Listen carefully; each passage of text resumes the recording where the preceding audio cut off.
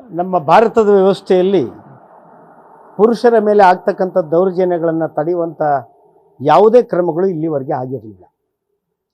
ಸಂವಿಧಾನವನ್ನು ಹೊರತುಪಡಿಸಿ ಮಹಿಳೆಯರ ಮೇಲೆ ಆಗ್ತಕ್ಕಂಥ ದೌರ್ಜನ್ಯಕ್ಕೆ ಅನೇಕ ಸಂಘಟನೆಗಳಿದ್ದಾವೆ, ಸಮಿತಿಗಳಿದ್ದಾವೆ, ಕಾನೂನುಗಳಿದ್ದಾವೆ. ಎಲ್ಲ ರಾಜ್ಯ ಸರ್ಕಾರಗಳು ಕೂಡ ವಿಶೇಷವಾದ ಕಾನೂನುಗಳನ್ನು ರೂಪಿಸಿದ್ದಾವೆ. ಅದೇ ಮಾದರಿಯಲ್ಲಿ ನಮ್ಮ ವಿದ್ಯಾವಂತರ ಸಂಖ್ಯೆ ಹೆಚ್ಚಾದ ಮೇಲೆ, ನಾಗರಿಕತೆ ಬೆಳೆದ ಮೇಲೆ ಪುರುಷರ ಮೇಲೂ ದೌರ್ಜನ್ಯಗಳು ಆಗ್ತಕ್ಕಂಥ ಸಂದರ್ಭಗಳು ಹೆಚ್ಚಾಗಿದ್ದಾವೆ. ಮೊನ್ನೆಯಷ್ಟೇ ಒಬ್ಬ ನ್ಯಾಯಾಧೀಶರು ಒಂದು ಪತ್ರವನ್ನು ಬರೆದಿಟ್ಟು, ನನ್ನ ಪತ್ನಿ ಕೊಟ್ಟಂಥ ಕಿರುಕುಳ ಮತ್ತು ದೌರ್ಜನ್ಯದಿಂದ ನಾನು ಆತ್ಮಹತ್ಯೆ ಮಾಡಿಕೊಳ್ತಾ ಇದ್ದೀನಿ ಅಂತ ಮಾತನಾಡಿದ್ದಾರೆ. ಒಬ್ಬರು ನ್ಯಾಯಾಧೀಶರಿಗೆ ಈ ಪರಿಸ್ಥಿತಿ ಬಂದ ಮೇಲೆ ಉಳಿದ ಜನಸಾಮಾನ್ಯರ ಕಥೆ ಏನು? ಆ ಹಿನ್ನೆಲೆಯಲ್ಲಿ ಪುರುಷರ ಮೇಲಿನ ದೌರ್ಜನ್ಯವನ್ನು ತಡೆಯುವ ಮತ್ತು ಪುರುಷರಿಗೆ ರಕ್ಷಣೆ ನೀಡುವಂಥ ಆಶಯವನ್ನು ಹೊತ್ತು ಇವತ್ತು ಈ ರಾಷ್ಟ್ರೀಯ ಮಾನವ ಹಕ್ಕುಗಳ ಪುರುಷ ಹಿತರಕ್ಷಣಾ ಸಮಿತಿ ಅಸ್ತಿತ್ವಕ್ಕೆ ಬಂದಿದೆ. ಇದರಲ್ಲಿ ಸದ್ಯಕ್ಕೆ 33 ಜನ ಪದಾಧಿಕಾರಿಗಳಿದ್ದಾರೆ. ಅದ್ರ ಜೊತೆಗೆ 2000 ಜನರನ್ನ ಸದಸ್ಯರಾಗಿ ಮಾಡಿಕೊಳ್ಳಿಕ್ಕೆ ನಾವು ತೀರ್ಮಾನವನ್ನು ಕೂಡ ಮಾಡಿದ್ದೇವೆ. ಯಾರು ಬೇಕಾದರೂ ನೊಂದವರು ಇಲ್ಲಿ ಬಂದು ಸದಸ್ಯತ್ವವನ್ನು ಪಡೆದುಕೊಳ್ಬೋದು. ಇನ್ನು ಯಾರು ತಮ್ಗೆ ಅನ್ಯಾಯ ಆಗ್ತಾ ಇದೆ ಅಂತೇಳಿ ದೂರನ್ನು ಲಿಖಿತವಾಗಿ ಸಲ್ಲಿಸಿದ್ರೆ ನಾವು ಅವರ ನೆರವಿಗೆ ಧಾವಿಸ್ತೇವೆ.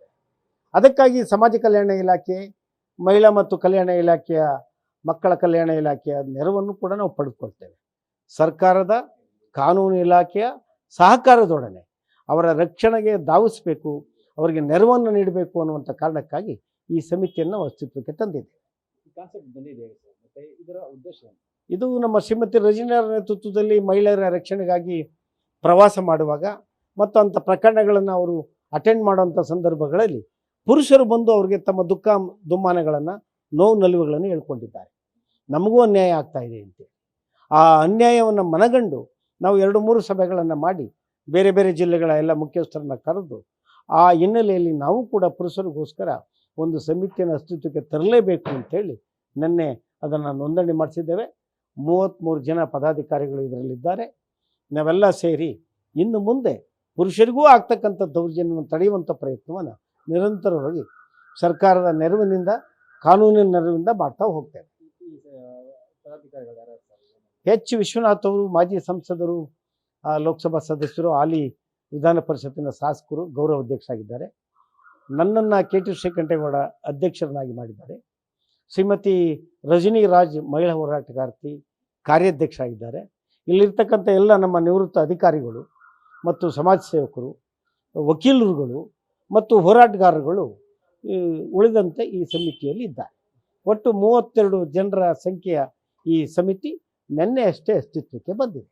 ಯಾವ ರೀತಿ ಒಳಗಾಗ್ತಾರೆ ಮತ್ತು ನೀವು ಯಾವ ರೀತಿ ದೌರ್ಜನ್ಯ ನಿಮ್ಮೆಲ್ರಿಗೂ ಗೊತ್ತಿದೆ. ಈಗ ಕೆಲವು ಮಹಿಳೆಯರು ಪುರುಷ ಪೂರ್ಣವಾಗಿ ತಾವು ಹೇಳಿದಾಗೆ ಕೇಳಬೇಕು ಅಂತೇಳಿ ಸಣ್ಣ ಸ್ವಾತಂತ್ರ್ಯವನ್ನು ಕೊಡುವಂಥ ಅವಕಾಶ ಇಲ್ಲದೆ ಇರತಕ್ಕಂಥ ಸಂದರ್ಭಗಳು ಸಾಕಷ್ಟಿದ್ದಾವೆ. ಮತ್ತೊಬ್ಬ ನೌಕರನಾದರೆ ಆ ನೌಕರನ ಪೂರ್ತ ಚೆಕ್ ಪುಸ್ತಕ ಹಿಂದುಡಿದು, ಪಾಸ್ಬುಕ್ ಹಿಂದುಡಿದು ಎಂಟೈರ್ ಇಡೀ ವ್ಯವಹಾರವನ್ನು ಶ್ರೀಮತಿಯೇ ಮಾಡುವಂಥದ್ದು. ಗಂಡನಿಗೆ ಯಾವ ಸ್ವಾತಂತ್ರ್ಯವೂ ಇರುವುದಿಲ್ಲ. ಮತ್ತು ಅವರ ಮೇಲೆ ಹಲ್ಲೆ ಮಾಡ್ತಕ್ಕಂಥದ್ದು, ಈ ಮಾನಸಿಕ ಹಿಂಸೆ ಕೊಡ್ತಕ್ಕಂಥದ್ದು, ಈ ಥರದ ದೌರ್ಜನ್ಯಗಳು ಮರುಕಳಿಸ್ತಾ ಇದ್ದಾರೆ. ನಾನು ನ್ಯಾಯಾಧೀಶ ಉದಾಹರಣೆ ಕೊಟ್ಟನಲ್ಲ, ಆ ರೀತಿಯ ದೌರ್ಜನ್ಯಗಳನ್ನು ತಡೆಯುವ ದಿಸೆಯಲ್ಲಿ ನಾವು ಈ ಸಮಿತಿಯನ್ನು ಅಸ್ತಿತ್ವಕ್ಕೆ ತಂದಿದ್ದೇವೆ. ಎಷ್ಟೋ ಪುರುಷರು ದೌರ್ಜನ್ಯಗಳಾಗಿದ್ದಾರೆ.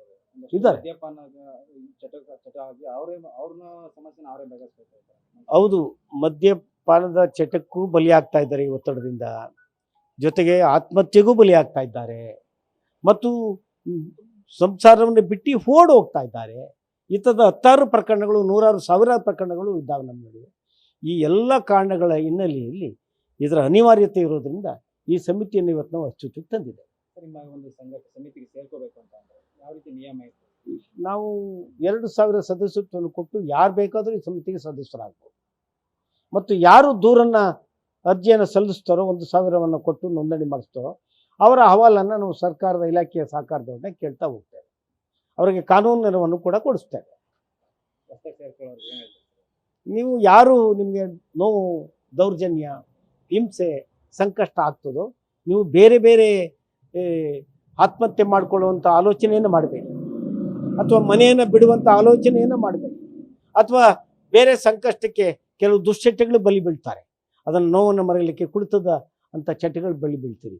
ಅವೆಲ್ಲವನ್ನು ಬಿಟ್ಟು ನೇರವಾಗಿ ನಮ್ಮೊಡನೆ ಸಂಪರ್ಕಕ್ಕೆ ಬನ್ನಿ. ನಿಮ್ಮ ನೆರವಿಗೆ ಈ ಸಮಿತಿ ಧಾವಿಸ್ತದೆ. ನಮಸ್ಕಾರ. ನಾನು ಶಕುಂತಲಾ ಹೇಳಿ ಮೇಡಮ್, ಇವಾಗ ಮಹಿಳೆಯರದ್ದು ರಕ್ಷಣಾ ಇದೆ, ಪುರುಷರಿಗೂ ಕೂಡ ರಕ್ಷಣಾ ಸಮಿತಿ ಮಾಡಿದ್ದಾರೆ. ನಾನು ಶಕುಂತಲಾ ಅಂತ. ಈ ಸಮಿತಿಲಿ ನಾನೊಬ್ಳು ಮ್ಯಾನೇಜಿಂಗ್ ಟ್ರಸ್ಟಿಯಾಗಿ ಇವಾಗ ಸೇರ್ಕೊಂಡಿದ್ದೀನಿ. ಸಮಾಜಮುಖಿ ಕೆಲಸ ಮಾಡೋವಂಥ ಮಹಿಳೆ. ಏನಂತಂದರೆ, ಇತ್ತೀಚಿನ ದಿನಗಳಲ್ಲಿ ನೀವು ಮಾಧ್ಯಮದಲ್ಲಿ ಇರೋದ್ರಿಂದ ಪ್ರಚಲಿತವಾಗಿ ಏನೇನು ನಡೀತಾ ಇದೆ ಅಂತ ನಮ್ಮನ್ನು ಕೇಳೋದಕ್ಕಿಂತ ನಿಮಗೆ ಹೆಚ್ಚಿಗೆ ಗೊತ್ತಿದೆ ಅಂತ ಭಾವಿಸ್ತೀನಿ. ನಾಳೆ ಪುರುಷ ಪ್ರಧಾನವಾದ ಈ ಸಮಾಜದಲ್ಲಿ ಪುರುಷರು ತಮ್ಗೆ ಅನ್ಯಾಯ ಆಗ್ತಾ ಇದ್ರು, ನಾವು ಗಂಡಸರು ಇದನ್ನು ಹೇಗಪ್ಪ ಹೇಳ್ಕೊಳ್ಳೋದು ಅಂತ ನಿಮಗೆ ಗೊತ್ತೇ ಇದೆ ಅಂತ ನಾನು ತಿಳ್ಕೊಂಡಿದ್ದೀನಿ. ತುಂಬ ನಡೀತಾ ಇದೆ ಅನ್ಯಾಯ. ಮೊದಲೆಲ್ಲ 50-50 ಅಂತಿದ್ರು, ಈಗ ಜಾಸ್ತಿ ಪರ್ಸೆಂಟೇ ಆಗೋಗ್ಬಿಟ್ಟಿದೆ. ಶೋಷಣೆಗೆ ಜಾಸ್ತಿ ಮಹಿಳೆಗಿಂತ ಗಂಡಸರೇ ಒಳಗಾಗ್ತಾ ಇದ್ದಾರೆ ಅನ್ನೋದು ಅದೊಂದು ಮೂಲ ಕಾರಣ ಇಟ್ಕೊಂಡು ನಡೀತಾ ಇದೆ. ಅಂದರೆ ಅವರು ಯಾರ ಕೈಲೂ ಹೇಳ್ಕೊಳಕ್ಕಾಗಲ್ಲ. ಇದರಿಂದ ಇದು ಯಾಕೆ ಮಹಿಳೆಯರು ಇದರಲ್ಲಿ ಇದು ಅಂದರೆ, ಪುರುಷನ ಅಕ್ಕ ತಂಗಿರಿರ್ಬೋದು, ತಾಯಿ ಇರ್ಬೋದು, ಎಲ್ಲರೂ ನೋಯ್ತಾ ಇರ್ತಾರೆ. ಮಗ ಕಷ್ಟಪಡೋದ್ರಿಂದ ಸತ್ಯವಾಗ್ಲೂ ಅವನು ಸತ್ಯವಾಗೇ ನಡ್ಕೋತಾ ಇರ್ತಾನೆ. ಬಟ್ ಅವ್ರೇನು ಮಾಡ್ತಾರೆ, ಹೊರಗಡೆಯಿಂದ ಬಂದವರು ತಮ್ಮ ಒಂದು ಅನಿಸಿಕೆ ಅಭಿಪ್ರಾಯಗಳ ತಮ್ಮ ಇಚ್ಛೆ ಹೆಂಗೆ ನಡ್ಕೋಬೇಕು, ಇವರು ನಾವು ಹೇಳ್ದಂಗೆ ಕೇಳ್ತಾರೆ, ನಾನೇ ಇಲ್ಲಿ ಪ್ರಧಾನ ಅನ್ನೋ ಯೋಚನೆ ಮಾಡ್ಕೊಂಡು ಅವ್ರೇನು ಮಾಡ್ತಾರೆ, ಅವ್ರನ್ನ ಶೋಷಣೆಗಳು ಮಾಡ್ತಾ ಇರ್ತಾರೆ. ಇದನ್ನ ಹೊರಗಡೆ ಹೇಳ್ಕೊಳಕ್ಕಾಗಲ್ಲ. ಮನೇಲಿರೋರಿಗೆ, ತಾಯಿಗೆ, ಅಕ್ಕ ತಂಗಿರಿಗೆ ಇದು ವಿಷಯ ಗೊತ್ತಿರುತ್ತೆ. ಆದರೆ ಇದು ವಿಚಾರ ನಿಜವಾಗ್ಲೂ ಇರೋದು ಏನು ಅಂತಂದರೆ, ಪುರುಷ ಪ್ರಧಾನವಾದ ಸಮಾಜದಲ್ಲಿ ಕಾನೂನುಗಳು ಸಹ ಮಹಿಳೆ ಪರವಾಗಿ ಜಾಸ್ತಿ ಇದೆ, ಪುರುಷರ ಪರವಾಗಿ ಇಲ್ಲದೆ ಇರೋದು ಒಂದು ಮೂಲ ಕಾರಣ. ಅದರಿಂದ ಏನಾಗುತ್ತೆ, ಇವರು ಪುರುಷರಿಗೆ ಏನಾಗಿದೆ, ಇದನ್ನ ಹೆಂಗಪ್ಪ ಹೇಳ್ಕೊಳ್ಳೋದು ಅನ್ನೋದ್ರಿಂದ ನಾವು ಈ ಒಂದು ಸಮಿತಿನ ರಚನೆ ಮಾಡಿ, ನಮ್ಮ ರಜನಿ ರಾಜ್ರವರು ಥ್ರೂಔಟ್ ಸ್ಟೇಟ್ ಎಲ್ಲ ಕಡೆನೂ ಓಡಾಡ್ತಾ ಇರ್ತಾರೆ. ಅದು ಒಂದು ಗಮನಕ್ಕೆ ಬಂದು, ಯಾಕೆ ಇದನ್ನ ನಾವು ಮಾಡಬಾರ್ದು, ಇದು ಅವ್ರು ಹೇಳ್ಕೊಳಕ್ ಆಗ್ತಾ ಇಲ್ಲ, ಇದನ್ನ ಮಾಡಿದ್ರೆ ಖಂಡಿತ ಅದರಿಂದ ಅವ್ರಿಗೆ ಅನುಕೂಲ ಆಗತ್ತೆ, ಮುಂದೆ ಬರ್ತಾರೆ. ಇವಾಗ ಯಾರು ನಮ್ಮ ಅಹವಾಲುಗಳನ್ನ ಹೇಳಕ್ಕಿಲ್ದೇ ಇರುವಾಗ ಏನ್ ಮಾಡ್ತಾರೆ, ಶೋಷಣೆ ಮಾಡೋರು ಶೋಷಣೆ ಮಾಡ್ತಾನೆ ಇರ್ತಾರೆ. ಈಗ ಕಾನೂನುಗಳು ಸಹ ತಾಯಿನ ಹೊರಗಾಕಿದ್ರೆ, ಕೋರ್ಟ್ ಏನ್ ಹೇಳಿದೆ, ತಾಯಿನ ಹೊರಗಾಕಿದವ್ರಿಗೆ ಆಸ್ತಿ ತಗೊಳಕ್ಕೆ ಅನ್ನೋದನ್ನ ಯಾವಾಗ ಮಾಡಿದ್ರು ಸ್ವಲ್ಪ ಭಯ ಬೀಳಕ್ ಶುರು ಮಾಡ್ತಾರೆ.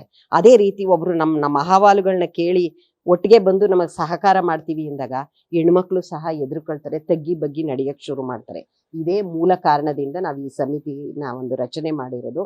ಇದು ನಿಜವಾಗ್ಲೂ ಎಲ್ಲರಿಗೂ ಅವಶ್ಯಕತೆ ಇದೆ. ಈಗಿನ ಪುರುಷರಿಗೆ ತುಂಬಾ ನಡೀತಾ ಇದೆ. ಯಾಕೆ ಅಂದ್ರೆ, ಮೇಯ್ನ್ ಆಗಿ ಹೆಣ್ಮಕ್ಳುಗಳು ಸಂಪಾದನೆ ಮಾಡಕ್ ಶುರು ಮಾಡಿದ್ಮೇಲೆ ನೀನ್ ಹೇಳ್ದಾಗ ನಾನು ಯಾಕೆ ಕೇಳಬೇಕು, ನಾನು ನಿನಗಿಂತ ಜಾಸ್ತಿ ಅರ್ನ್ ಮಾಡ್ತಾ ಇದ್ದೀನಿ ಅನ್ನೋದು ಒಂದು ಉದ್ದೇಶ. ಆದ್ರೆ ಬಟ್ ಇಲ್ಲಿ ಯಾರು ಮೇಲು ಕೀಳು ಅನ್ಕೊಳ್ದೆ ಸಮಚಿತ್ತ ಸಮಭಾವದಿಂದ ಅವರು ಜೀವನ ಮಾಡಿದ್ರೆ ಜೀವನ ಉಳ್ಕೊಳ್ಳುತ್ತೆ. ಪ್ರೀತಿ ವಿಶ್ವಾಸ ಅಂತ ಒಂದು ರೀತಿ ನಡ್ಕೊಂಡು ಹೋಗ್ತಾ ಇರುತ್ತೆ. ದುಡ್ಡೇ ಎಲ್ಲದಕ್ಕೂ ದೊಡ್ಡದಲ್ಲ ಅನ್ನೋದು ನಮ್ಮ ಭಾವನೆ.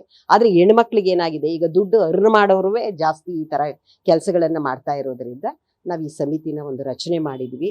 ಇದು ನಿಜವಾಗ್ಲೂ ತುಂಬಾ ಉಪಯುಕ್ತತೆ ಪಡ್ಕೊಳ್ಳೋರು ಜಾಸ್ತಿ ಮುಂದೆ ಬರ್ತಾರೆ, ಇದರ ಅನುಕೂಲ ಪಡ್ಕೊಂತಾರೆ ಅನ್ನೋ ಒಂದು ನಂಬಿಕೆ ಇಟ್ಕೊಂಡು ನಾವು ಇದನ್ನ ಮಾಡಿದೀವಿ. ಇದು ತುಂಬಾ ಉಪಯೋಗ ಆಗುತ್ತೆ ಅಂತ ನನ್ನ ಭಾವನೆ ಅಷ್ಟೇ.